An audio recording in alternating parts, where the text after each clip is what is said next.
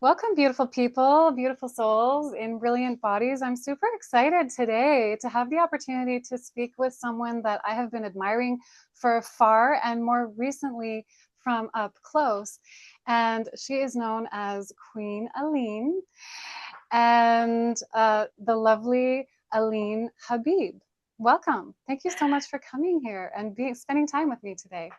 Thank you so much, beautiful. I'm really excited to be here with you. I've been admiring you as well and all the work you're doing in our world for the animals and for humanity. Such a beautiful soul. I'm really, really honored today to be here. Thank you so much. And yeah, before we hit record, we were saying, we got to be from like the same soul cluster, soul group or something, because a lot of the things that we say in our messaging is very much parallel. When I was listening to your videos, I was like, wow, those are things that I say too. This is amazing. So I can't wait to get more from you, more of your perspectives and your wisdom that you have been so generous in sharing in the world. And yeah. So, with that said, let's take it back at first. So, let's go to little Aline. I want to hear about what you were like as a child because I see you as this like glorious, empowered, encouraging, powerful woman who is like helping us all to learn how to live healthy, how to live bright, how to overcome things, how to be strong and do it anyway and do what's hard now so you reap the rewards and you've got all this beautiful messaging. But like, how did we get there? Because I know there was some pretty low lows before you got to this place where you're really blossoming now. But like little Aline, what were you like? Were you shy? Were you outgoing? What was your little child self like? Aw, what a sweet question. Oh my gosh, I've been deep into inner child work recently, actually. So thank you for, bringing her to the surface and allowing her a voice to speak. I think it's so important to be in touch with her inner child. Even like you, to enter the kingdom of heaven, if you will, is like to become back like children. So I feel like that's been part of my journey a lot, is reconnecting with my little child self, my little girl, who was. My nickname is Leanie. If anybody wants to know, my family That calls me is so Leanie. cute. That's my little nickname. But I was very, very shy. I was very introverted. Um, Super smart, in my younger years in school, just always doing the right thing, always very obedient, but I was like very sad. I felt like I was very sad. I cried a lot. I remember being teased for crying a lot and just being like, sorry, let me just turn off my sound. Yeah, just like very introverted. I felt very different from the rest of the world, hypersensitive always. But I Wow. had a beautiful family. I have three younger brothers. So I grew up, I was like a little mommy, to my littlest brother. I have 10 years difference between me and my little one, no sisters. So, as much as it felt like a lot, it still kind of felt a little lonely. Very close with my Mm. dad. Rocky relationship with my mom, but I love her so much, but it was a little bit difficult. So, but I started noticing what was wrong in the world, like from a very young age, as a lot of us empaths do. I remember seeing like homeless people and crying again, like just, oh my gosh, abandoned animals, like crying, just being very like in tune with the pain of the world. Wow. And from the age of 9, I started self-harming. I started cutting myself and self-harming. And then that developed into drinking at a very young age too. Around the age of 12, I started smoking and Wow. getting drunk. And I Mm. realized I had a problem from that point. So, it Wow. turned into many different issues, including eating disorders from the age of 15. Just there was some bullying in school. There was a lot of teasing, a lot of like I had a couple Mm. friends always, but I was never like super popular, in school. But I was Right. like, always wanted to do right by the teachers. And then around like, yeah, like my teenage years, I started rebelling. I guess my parents were kind of strict too, like rebelling against the Egyptian upbringing, the Mm. culture. I went to go get tattoos. I Mm. wanted to wear ripped jeans. I was definitely not like their ideal child. I just kind of like broke out and broke free Right. from a Oh, very okay. On the traditional note of the family. rebel, sorry to interrupt you. Yeah. Let's pin the rebel for a second because that's important, and I really wanted to talk about that. So I'm glad you said it. But real quick. Yeah. Let's go back to the little girl because I'm curious. I was told recently by a coach that you already know as a small child what your purpose is based on what your passions are. And I've been ruminating on that idea. And I'm curious, before we get into like all these problems that happen in teenage years and totally relatable story, I think, for almost anyone.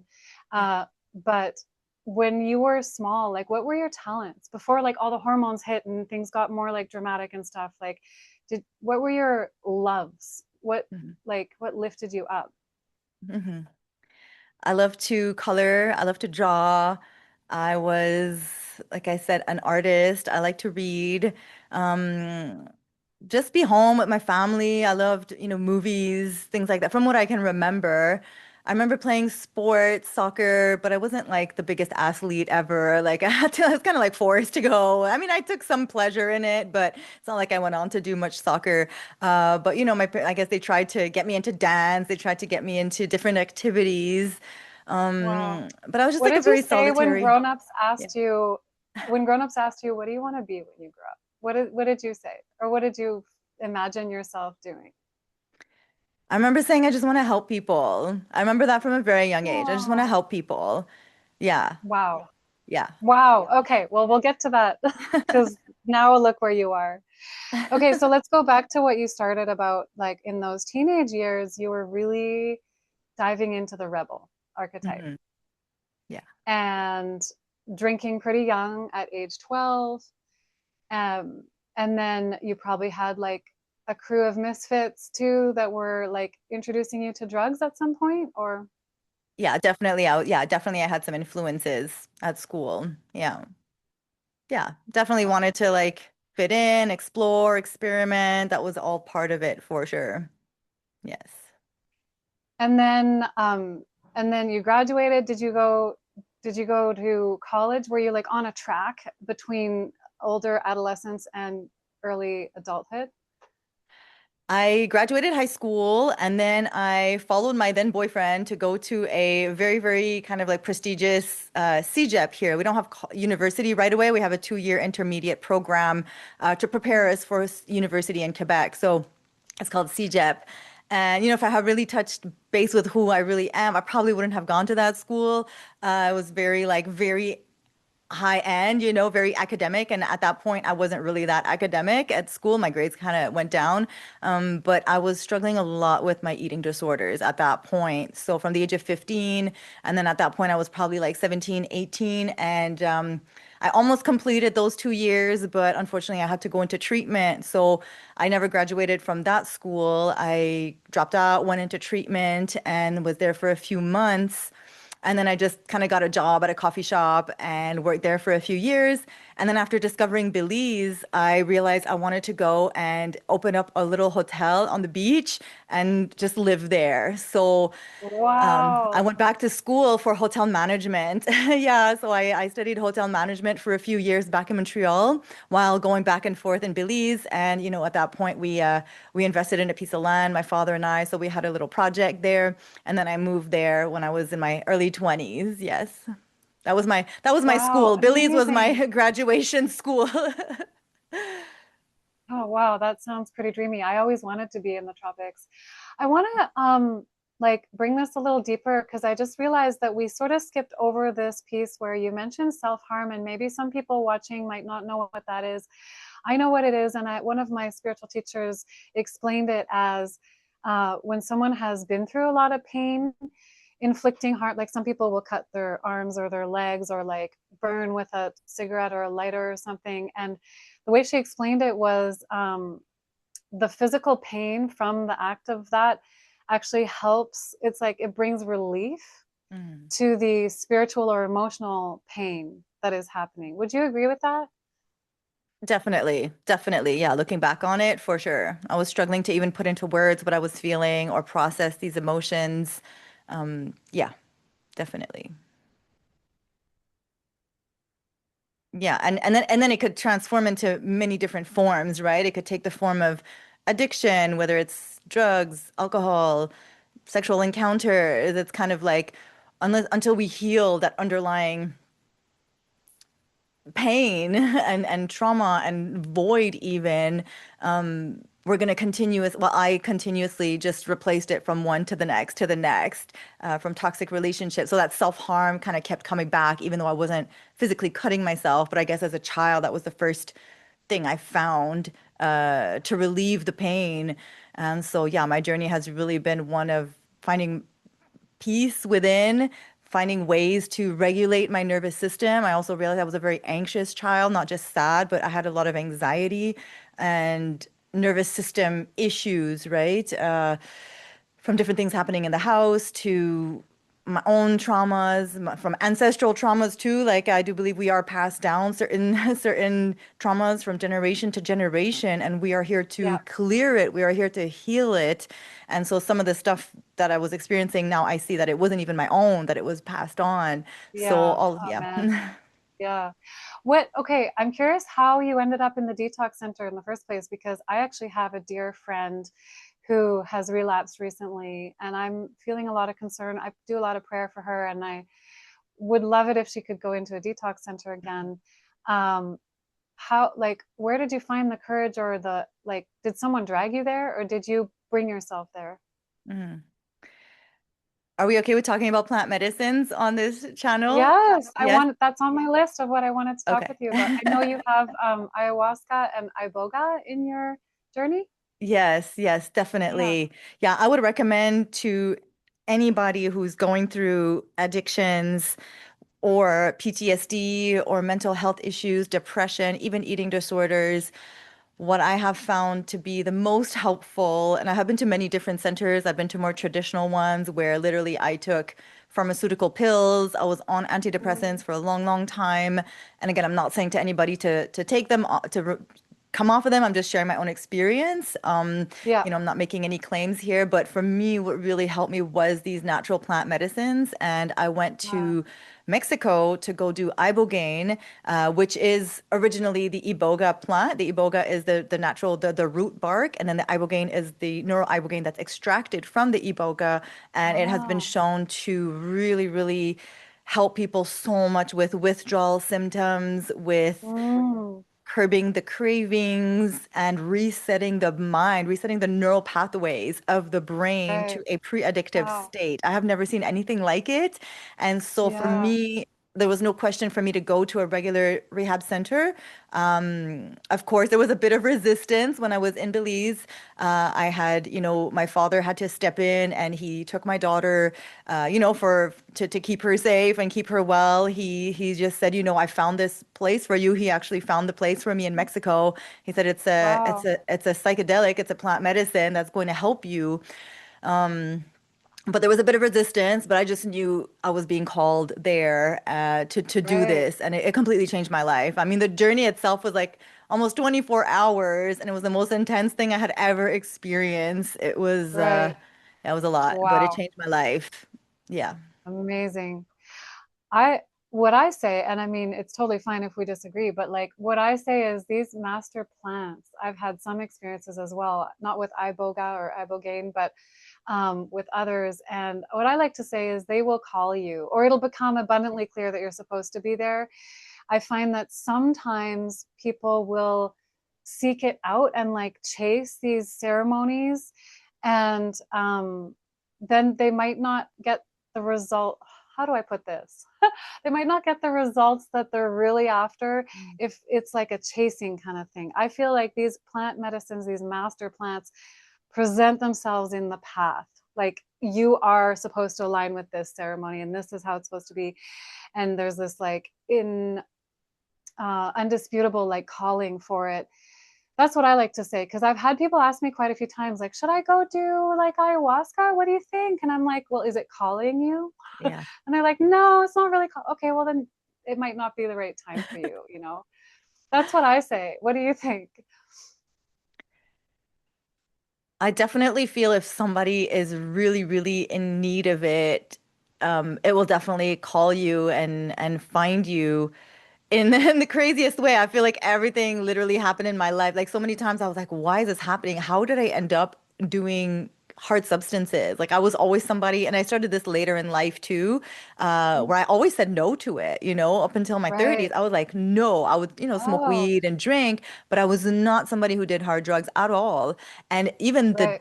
even those fell into my lap, I would say, into a party that we hosted on our property. I didn't even think for once, I had never gone Wow. to raves. Like I said, I was so caught up in my ED for so many years. I didn't really like party Right. in my 20s, but I did start to party more in Belize. So anyway, all this to say, like every single thing that happened literally Yeah. led me to the ibogaine, literally led me to Wow. Peru to go do ayahuasca. And it was a calling. It was Right. almost like do or die. Like you need to do this to survive. Yeah. But I do know a lot of people who do it for like spiritual reasons as well. They may not be in like crisis situations, but they are seeking something higher. I'm not sure. I can't really say like about their experience. I haven't been Yeah. in their experience, but yeah, they have to feel called. It could be like a curiosity, and then I think there's gonna be signs. I believe in Yeah. universe kind of speaking to you through signs, through images, Yeah. through Yeah. messages, where it's like, oh my gosh, like I cannot deny It's this. undeniable. Right. Yeah. Right. What do you think about? I came across this teaching recently. It's an indigenous teaching, and I could not find the origins. So I'm still sort of searching for where this came from. But it was claimed to be an indigenous teaching that the plant kingdom is the consciousness, the kingdom that takes care of us. And we are meant to take care of the animal kingdom. And we're going to get into the animal kingdom in this conversation. But what do you think about that? That the plants are taking care of us?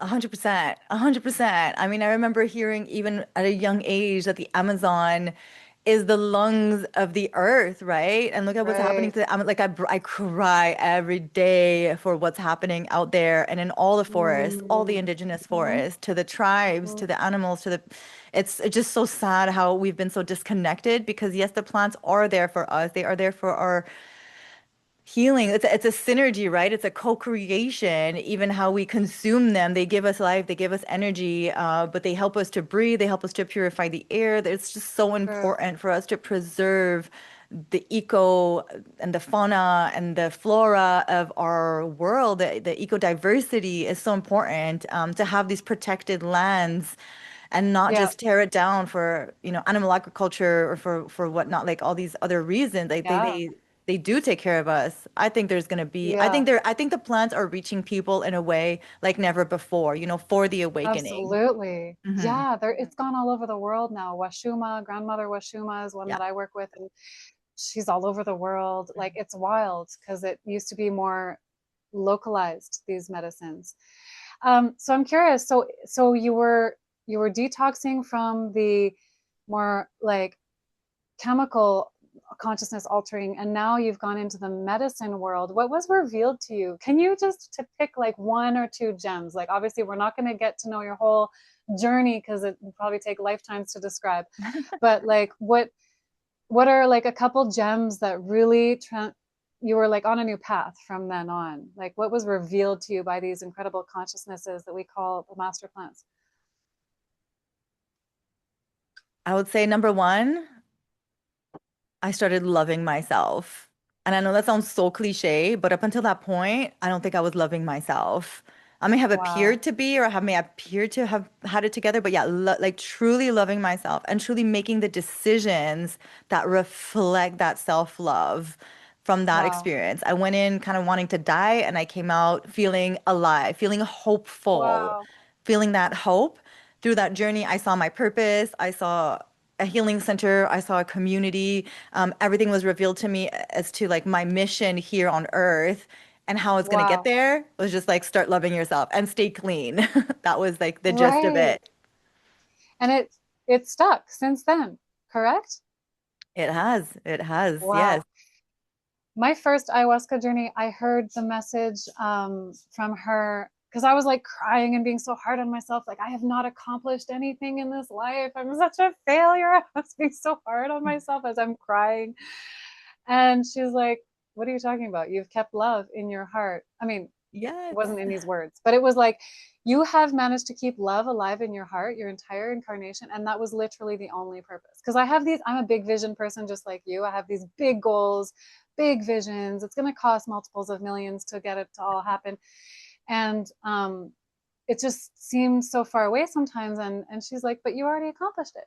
Because to come here, the message I received at that time was, it's to come here and to resonate as a love frequency, as a holder of love or like divine consciousness. And you already did that. So she's like, everything else is just cherry on top. Like, you already did it. It's already accomplished. We've already won. And I was like, wow, humanity already won. We already did it. Oh my God, this is amazing. So I'm curious, did you, because I've heard you in your videos speak about Jesus or Yeshua, Isa, he's also known as to some, one of our favorite masters who walked along. Some people think maybe he's the only master. I think he's one of many, but it doesn't matter what I think. I'm curious what you, how did he come to you in the ceremony, or were you already in communion with him before that? Mm. To come back to your love, what you said about love, just a second, like I feel you saying that just like took a weight off my shoulders. And I'm sure I'm not Oh, alone hearing that. It's like, that's it. Like, that's it, and we do so much just by being in that love frequency. And it is huge. And I have felt like you too. Like, things are not moving fast enough. How am I ever going to make this happen? This is so huge. Where's the money going to come from? Like, all these questions have come to me too. But we just have to remain in that trust and just know that being in that love frequency, no matter who falls away from us, no matter what happens, we keep that vibration high. That's the best thing we could do for ourselves and for others, even those who hurt us. We just hold that love frequency for them. And sometimes it's yeah, hard. It's hard. Um, yeah. but yeah, so I grew up Christian. I grew up Catholic. But I Oh, kind of like gave up a little bit on my faith, I would say around the age of 12, because I had so many questions and I didn't feel like I was getting them answered. How is this and how is that? And just things didn't make sense to me, from like a religious standpoint. So, but then after yeah, that, I would say like, I don't even like the word living in sin in a way, but there is living in darkness, living in hell. We create our own hell on earth. And so from the age of yeah. 12, when I gave up Christ, like I definitely lived a life of hell up until my 30s when Wow. I went back into treatment. I didn't have a spiritual life. I didn't really believe in God even. I was just kind of going with it. But yeah, through those journeys, I actually saw Mary Magdalene in that first journey. She came to me. Really? Yep, Wow. yep. She came to me, and right away I felt a deep connection with her. And then through that connection, I developed more of a relationship with Jesus. But my own Mm, interpretation, my own understanding of it, that they were twin flames, that he was yes. honoring the divine feminine as well, like a whole new understanding of who he is.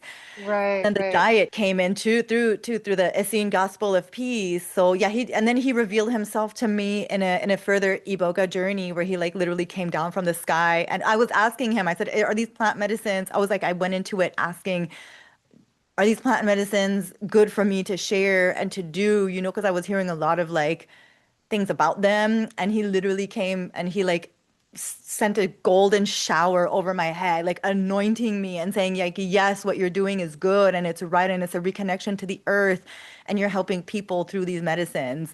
So that was really deep. Wow. Yeah. That's amazing. Yeah. Um, yeah, well, you mentioned the Essene Gospel of Peace, which is one of my Yes. favorite books that I've had since I was a teenager. And if we get to it, we might like read a little passage, but that's pretty profound. Thank you for sharing so openly with us. So you have mentioned the film Christspiracy. It's also called What Would Jesus Do? There's two titles that lead you to the same film, and for the more like Christian oriented crowd or people who love Jesus, even if they're not religious, I tend to refer them to the film What Would Jesus Do? Because it's always that question when we're seeking to follow a great master. Hmm. we're seeking to be Christ-like, right? Like I see Christ as a teacher, as a brother, as someone who told me through his teachings that we shall do greater things than even what he did. A lot Yes. of people seem to forget that part of his teachings. When they were all blown away and like mind blown, like, wow, Master, you're doing so much. You're walking on water, you're healing the sick, you're doing all this stuff. He's like, he said something about, not a direct quote, but like, you will be doing even greater than me. Yeah. Do you Yeah. remember the direct quote? Something along those lines. It was exactly that. You will do greater than I. Yeah, exactly that. Exactly. And so it's like a way. So it's like following the footprints, just like how Buddha is a teacher, and the first image that they used to make after him was a footprint because that he didn't want it to be idolized. He didn't want to be an Mm. icon. And I don't think any of these true teachers want to be idolized or worshipped. That's my opinion. I think that it's more like way showers. Like this is what's possible. And so in seeking to be Christ-like, that question, what would Jesus do? What was your big takeaway from that film? Oof, that was deep. And I know a lot of religious people, they love to come and argue with me on my posts when I talk about Me Jesus too. being vegan and Jesus wouldn't hurt an animal. They love it, including sharing pictures of dead animals on my posts just to troll. And then Jesus ate this and Jesus like you were there, you saw him eat the lamb. Like really? You saw it, you There's know? usually isn't like one of the more common images of Jesus with him holding a baby lamb in his Yeah, arm, like protecting the baby lamb. exactly. That's how I see Yeah. him. If the lamb couldn't walk or he was going too far and the lamb was tired, he would just pick her up and carry her. Yes. What I loved about that movie was really depicting the true Jesus as a rebel, as somebody who wasn't afraid to speak out on cruelty. And he wasn't just in the temples denouncing, uh, the politicians and the people with the money and all the business. Those temples were slaughterhouses. And what shocked me most was hearing about the drains, like that was like Oh, passing through the temples. the It was for rivers of blood. rivers Yeah, of blood. So he was appalled by that and he wasn't afraid to speak out about it. I'm getting chills, like when two or oh, more are me gathered, too. right? Because what Yeah, he truly wants us to do is talk about this. It's like the big elephant in the room in the religious communities. It's like, oh no, yeah, no, no. God said that we could eat animals yeah, after the flood, right? Like, okay, he may yeah. have I don't know. I have my own opinions about that too. I don't even know. There's been so many translations. There's been so many hands on Exactly. it. There's just Yeah. all of that. But Girl, what I it's go so with is, funny that you said elephant in the room. I'm sorry, I have to interject. I get excited sometimes. Forgive me. yeah, it's okay. Um, you said elephant in the room. I was literally searching if I could title my brand new podcast Elephant in the Room because Woo. I want to speak about the animals that are so often forgotten in their plight, and it's the most horrific oppression and genocide of all history. And however, the title is taken, so I'm looking for other names, but I just think it's a great title for a podcast in regards to honoring the animals. But to your point, what you were saying about him being outraged with the temples being places of blood sacrifice, um, the word thieves, in the English translation of the Bible, when they say, "You've made my temple into a den of thieves," the word thieves is sort of a adjacent translation. A more direct translation includes murderers. It's a word that is kind Oh. of a combination of murderers and thieves. And so, yeah, I mean, for me, it's just so starkly obvious. Satanic or death cult behavior is blood ritual sacrifice, and life giving, God honoring rituals are life giving and uplifting and make us feel peaceful and good. Like, you talk about bringing heaven to earth a lot. And Eden, like you've actually named your center, your family has a center in Nicaragua called Eden de Chocolata or something like that. What is it? Eden? Eden on the chocolata, yes. Oh, cool. So, what is Eden to you? And what is bringing heaven on earth? I'll tell you about Eden. Eden found us. This is so crazy because I have been talking about heaven on earth. I even started a Facebook community called Garden of Eden, creating heaven on earth because, like I said, my ultimate goal is to create community. And for that to happen, I need to find my tribe. I need to find my people and develop this together, right? And who are my people? Like, I'm going to find them through the internet because, I'm out here in Montreal. There's not that many.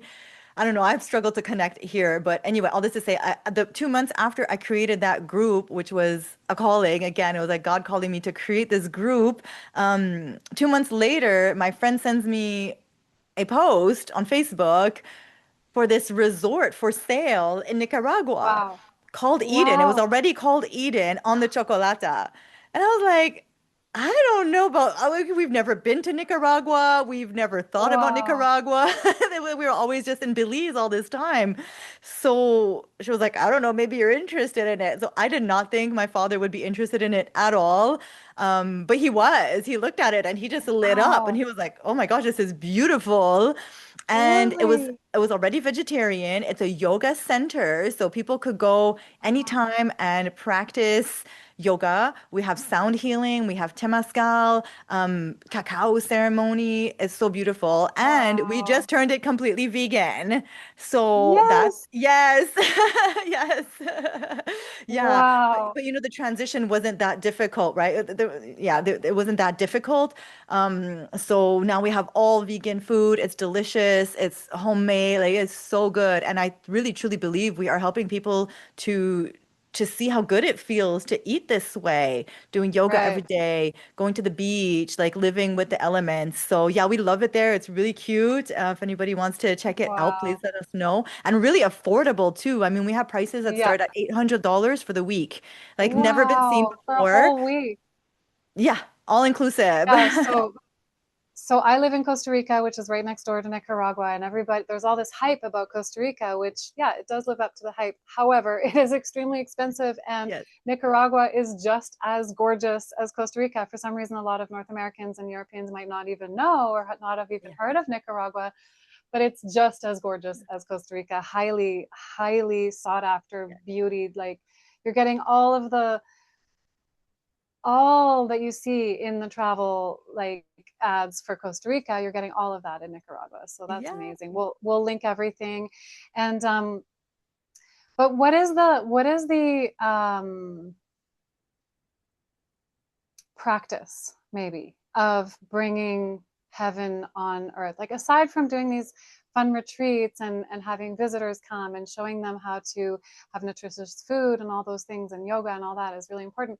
But like what's the difference between just like choosing a healthier lifestyle versus like bringing heaven on earth? Like, how would Mm. you define that? How would you express I feel like it's a big job. I feel like it's a that? huge, every time I look at the world and it's like it's requiring a lot of faith, a lot of trust, a lot of patience because it feels Yeah, like things are getting worse out there. But yeah, it does. I do hold the vision that we are in an awakening, and an awakening is very uncomfortable. But I always bring it back to the self. I truly believe that each and every one of us has a huge potential to change the world in our own way. Every person who heals, bring it back to Michael Yeah, Jackson, if you want to make the world a better place, take a look at yourself and make the look at change yourself because and make the when we change. make the change, look at yourself, look at what I'm doing, look at all of us, like each one of us is impacting a whole community around us. One person who's sick is negatively impacting that community. Everybody's worried about them. Absolutely. Everybody's concerned about them, running to the Yep, hospitals, running here and there, spending so much money on them. Like it's just a yep. very negative energy. And not to say it's bad to be sick, right? But it's like we got to take responsibility for our healing. We have to take responsibility and know that when we start to shine, when we start to do better, when we start to put our voice out there, then people are really inspired. I receive it all the time. People telling me they went vegan thanks to me. They're eating watermelon thanks to me. Yes. They're like healing themselves, and I truly believe that that is how through personal relationship, sorry, personal responsibility, our Yep. whole world is going to change. I think the world is governed by parasites and demonic Absolutely. entities and So psychopathy agree. Yeah. that could be fixed through diet. Like I truly believe that that is the way to creating heaven on earth for all of us Yeah. to Just truly practical adopt. daily life choices. So, this is a good moment to introduce, for anyone watching, to introduce what is the definition of veganism. Because you and I, we've been talking about health, and we're both total health nerds, which is one of the things that we connect on, which I love. I'm a health coach, you're a health coach. Uh, Veganism, however, it's a justice movement for animal liberation. It is an ethical principle that rejects the exploitation and harming of animals like when it's not necessary, and to choose to avoid that exploitation and that harm and that killing and that violence whenever possible. That's really what veganism is. It's like I said, it's justice. It's for animal liberation. And so that's why, just for people who say, oh, I met a vegan once and they were unhealthy. Yeah, there's unhealthy vegans sometimes, just like there's way more unhealthy animal eaters Yeah. Yeah. or animal exploiters. Yeah. But uh, you and I, we choose to do it in a healthy way. And there's many of us that do it a healthy way. And there's even data that shows, even if you were to eat a junk food vegan lifestyle, which is not what you and I would recommend long term, Mhm. but compared to a junk food animal based lifestyle, it's still healthier, even if it's processed, even if it's this and that. So, really, we win as a result of choosing the right thing. And so, for me, like, heaven on earth is like about alignment between soul, your spiritual understanding, your logical rationalization, your heart, compassion, love, center, being open and being willing to like take the lead, and our bodies also being healthy. And then from there we can form, healthier relationships and create better actions in the world. Because what I've noticed with my friends and loved ones, like if people are ill or they're in pain, they don't have much capacity, right, to do anything else. But for me, it's really about alignment, because as Jesus says, the body is a temple to the soul. And so, what would make our soul comfortable to live here? Well, like, what did you? Oh, I'd be curious, because I stopped eating animals very, very young. I was like 5, maybe, and we weren't even eating much meat before then.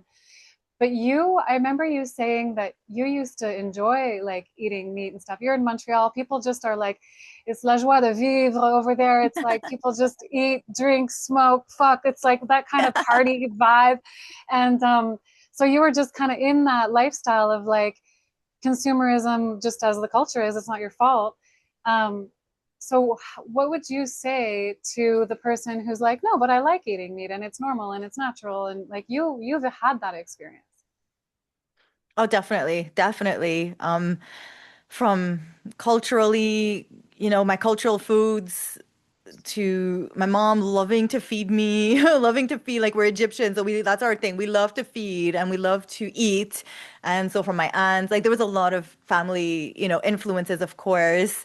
And then yeah, just doing what everybody else was doing. So I definitely enjoyed it. And even in Belize, I was just eating all the things to the point where my partner at the time had a big problem with me stopping eating animals, He was like, "When am I going to cook for you?" Because we just love to barbecue and stuff like that. Right, So, right. but I was having a lot of digestive problems. For me at the beginning, it was for health, I always had a love for Yeah, animals, but there was a disconnect. There was a lot of disconnect. yeah. But to come back to my childhood, was asking questions around the age of 9 or 10. I was like, is this what's on my plate? Is that the animal running around? And they were like, shut up, like Oh, stop asking questions, like the like they're there for chicken or you. whatever. You were like, oh, in the storybooks, it looks like a chicken, but on Yeah. my plate, you're already asking those Yeah. uncomfortable questions, being the rebel. I love that. Yeah. So, but again, it's like you go through what your family tells you, right? So I kind of like shut it down for a long time. And then it came back, that consciousness came back in my 30s. How old am I now? Yeah, it's been about 12 years fully. I started transitioning 14 years ago, but fully vegan 12 years Wow, ago. wow. So And the gateway for you was the health aspect you were saying, right? I was constipated. I won't lie. Like I wasn't going to the bathroom. I was That's what chronically, I hear. We hear yeah. that over and over again. Even the carnivores, some of the, there's this one, like, what is her, I forget her handle, but she's like a famous influencer that I think they're paid influencers by the meat and dairy industry. And there's actually articles, there's evidence that people are being paid to be spokespeople for the meat and dairy and egg industries. But anyway, there's this one lady who's like bragging that she only poos once a week. I'm like, that's not the flex that you think it is. Like, no. That's And not so good. that's a problem. Like, you're supposed to poo as many times as you eat per day. And so Definitely. you're like seeking this way out. You found the plants, and obviously with the fiber and the hydration, that like resolves pretty quickly, doesn't it? Right away, I felt a difference. Right away, I felt a difference. Within the first few days, I started going to the bathroom and my depression started lifting. I started feeling more lighter. Oh, And then soon after, my love for animals started to grow even more. And I started realizing, making that connection. So I would say to somebody who's watching, perhaps because I understand that maybe not everybody comes into it for the animals, right? Because it's done on purpose to create a yeah. disconnect. And I truly believe until we stop eating them, we don't really feel. I mean, some people do come Mm, into it, right? I'm not saying not, like you could come into it for the animals, but a lot of us come into it out of desperation for our health. We're just not doing right. well. I was just Yeah. talking to a friend. I'm gonna have an interview with her.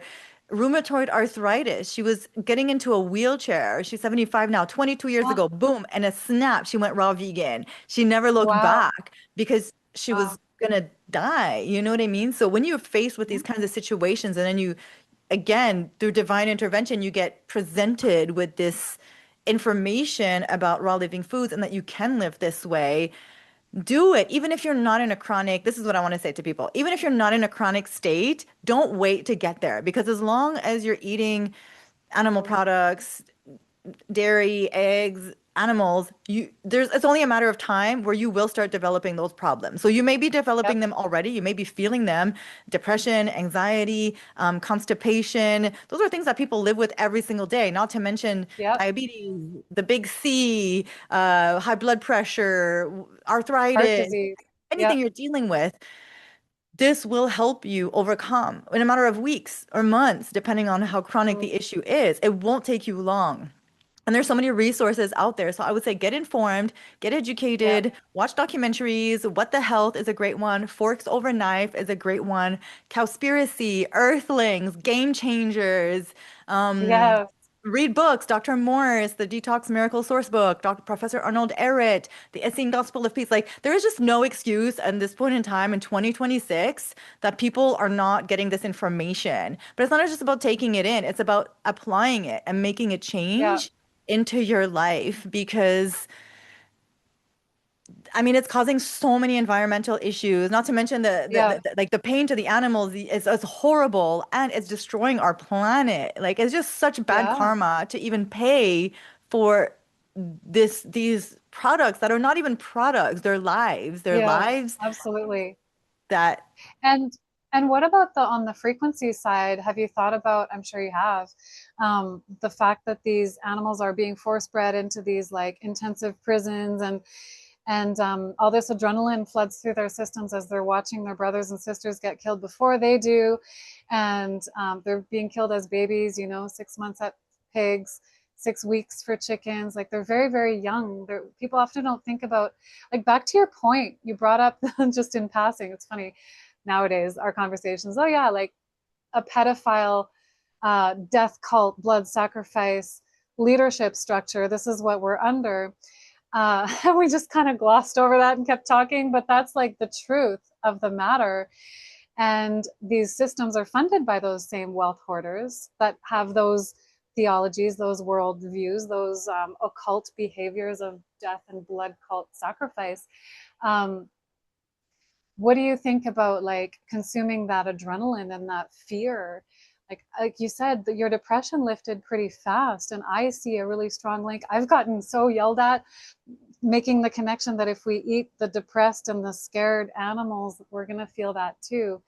And I do think it's heavy karma. I also think it's for me, it's the only narrow gateway to actually liberate our souls, because if we're doing unto others, if we're Mhm. oppressing others, I don't see how any other type of like fitness or other type of health regimen is going to help us truly align as who we really are on this earth walk, which is what I think part of our purpose is to bring who we really are into this body. This body is temporary, Mhm. but like, let's arrive, let's be fully present. There's all like in being in the health and wellness industry, there's a million and one other fitness and health people out there who are advocating for animal abuse and animal oppression by promoting those products, quote unquote.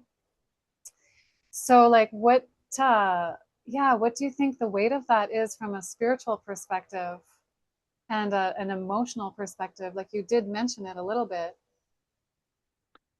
I think 100%, 100%. As long as we have blood and violence on our plates, we will see blood and violence on our streets. There's a direct correlation with what we have on our plates and our state of mind. You can't be Mm, doing all the crazy stuff that people are doing with a sane state of mind, right? You just become more true. peaceful yourself. You become more loving, more compassionate as a human Yeah. being when you stop putting that into your body. But if you constantly are putting that into your body, you're constantly putting in more parasites, more terror, more fear. What do you think is going to happen? Mix that up with like video games and isolation and too much social media. And like people are going crazy. People are literally Absolutely. going crazy out there. Yeah. And I think a big part of it is definitely the foods that we're putting into our bodies, the animals that really carry an energy. It's literally it's that. It's terror and Yeah. Yeah. fear. Like the Rastas say, my body's not a graveyard, you know? Yeah. And you said it so well in one of your videos I watched where you were talking about how it's like it's a corpse. I think it was you, Mm. right? You were saying how like it's not even supposed to be red. Like the meat that is there on the grocery store shelves, like they dye it, they change it, they Yeah. put chemicals on it so it doesn't decompose too fast because it's literally a rotting corpse. Ugh. And so if they just presented it like that, probably most people wouldn't be into it. It's funny, you ask people too, but like I ask people all the time because I stand up for the animals, I'm an advocate. And I asked them, like, would they want to kill the baby? If they had to kill the baby animals themselves to continue eating the number of animals that they eat, would they do it? No, most humans don't have Yeah. it. We don't have the instinct. So we're actually eating a completely different way from the way our biology and our species is designed to eat. It's wild. I know we thank you for watching my videos, by the way. Thank you so much. I appreciate that. You really went into them. I'm so grateful. But I do ask people that. I say, okay, like, sir, I would love to see a picture of you like hunting down the gazelle and eating it raw. Like no With cooking, your biology, just no your biology. tools, your Yeah, hands, your big sharp fangs, your big huge carnivore teeth. Like you would never do that. We are not apex predators, and people love to argue with me on it. So I'm just like, yeah, I'm just like, okay, well, sh show me then, you know? I know. People make all kinds of claims. People tell me all the time that I'm gonna die if I continue not eating animals, and it's like, okay, but I stopped eating them when I was 5, and I'm not gonna go into how long my life is, but it's been a long life, and it's like, Yeah. when do you think I'm gonna start dying? Like I haven't had a cold or a flu in like 16 years. Like I don't know Wow. when am I supposed to die? Do you think? And they just go Did you quiet. go did you do it on your own or did your family transition at that young age? My mom was already vegetarian before Mm, she was pregnant with me, but okay. then the doctors back then scared her into eating some animals because of like anemia. Because now we have so much more information available that if you need iron, we have ways of getting it plant sourced. If you Yeah. need calcium, we have ways of everything that you need is in the plants, including all the protein. We actually eat too much protein, but side note. So she was okay with me announcing that at age 5 that I'm not eating my friends anymore. And so she just went back to being vegetarian. Wow. And I didn't know about veganism for a long time. There wasn't the same type of information available. No. Like you said, nowadays there's no excuse anymore because there's just all the education is out in the open, all the facts, all the medical studies are all there. I didn't know about the dairy industry, but hopefully if you're, a kind, compassionate logical thinking person, you'll look at the actual data, you'll look at the facts, and you'll feel into your heart of what makes the most sense for you ethically, because often you hear vegan activists asking like, what would be the moral justification Hmm. to kill an animal if you didn't need to? And Hmm. that's the question that most people can't answer. What is the moral justification? Oh, they're less smart than us. Okay, but there's humans that are less smart than us. Oh, they don't speak our language. Well, there's humans that don't speak, that are nonverbal. Yeah. Oh, well, they don't have the ability to do the things we can do. Well, there's humans that are, differently abled that Hmm. can't do the things. There's just no justification for it. But I'm curious. Okay, so this is sort of the last point I wanted to touch on, and I'll let you go. Thank you for spending so much time with me. Of course. Um, what would you say to the people who are spiritual seekers and even more so spiritual teachers? They're teaching what they think is yoga. I personally think you need to be vegan to teach yoga, but there's Mhm. tons of yoga teachers out there that eat animals or wear them. Remember, veganism is about using animals, so it's like zoos, aquariums, riding animals, wearing their skin, all that stuff. That's, the opposite of veganism. So people who are like teaching meditation, teaching compassion, teaching mindfulness, doing energy healings and yoga and all this kind of stuff, or teaching Zen philosophy or whatever it is, and they're still not living day to day in ways that actually ground that compassion into daily actions, what would you say to them? I say come back to ahimsa, come back to do no harm. Do no harm. It's like Mm, the first principle in it the really yoga is. philosophy, right? Do no harm. Like it's so simple. Do no Yeah, harm. And so in that, if you've missed the point, then what's the point? Like, what are you teaching to people? You're being a hypocrite. Yeah, that's like the first, it's the yeah, foundation of it. There's a lot of hypocrisy. There's a lot of cognitive dissonance. People don't like when I use absolutely. derogatory words, but there, okay, It's not cognitive. derogatory, it's just factual. Yeah, But it's just like it just doesn't make sense to me and it irks me when yoga teachers and I have met so many of them that talk about yeah, love and compassion and finding peace and then they're going to go and even in the churches, not just, in the yeah, yoga community, but especially the yoga community. Like come on, we could do better than this. Like we need to yeah, be an example to the world because we come as teachers, we come as yes, leaders and people come to us not just for the asanas but also for the lifestyle. And if we're not living that and embodying that, then we're setting a wrong example. We're setting a bad example for yeah. people. So And really teaching the opposite actually of what the teachings really are. And to our Christian brothers and sisters, because there's been a rise in Christianity lately, because I think the love of Jesus and Christ consciousness has been exploding. So many people around me are falling in love with Jesus. I'm a yeah, follower in a way of his teachings. And um, it's right there. It's right there in the commandments. Like, love thy neighbor as thyself. yeah, Guess who's our neighbors? The animal kingdom. It doesn't say human neighbors only and kill everybody else. mhm, It's like, love thy neighbors as thyself. yeah. And I desire mercy, not sacrifice. Like, it's all there, even in your own religions. So we need to, yeah, like the man in the mirror, man. MJ, the prophet. Yes. All right. Well, I'm going to let you go. Tell us a little bit about what you're up to next, how to get a hold of you to work with you. I Yeah. know we didn't get to talk about it, but I know you're on a long watermelon cleanse right now. Yes. So you're doing all kinds of fun things. So tell us about your group, how to get involved with what you're doing so people Sure. Thank you can so much. To touch on the participate. Christian aspect, I don't have it handy with me, but there's a good book about that. It's called Why Every Christian Should Be Vegan. It's a really good book Mm, that comes back to scripture and all that. So yeah, if you want to check that out, it's on okay. Amazon. But yeah, thank Thank you you. so much. So yes, I am doing a watermelon cleanse, 30 days, maybe more. We'll Wow. see how it goes. I do have some trips coming up, so I hope I could do 30 days, but that's what I'm aiming for. And yeah, my website is queenaline.com. I offer private coaching.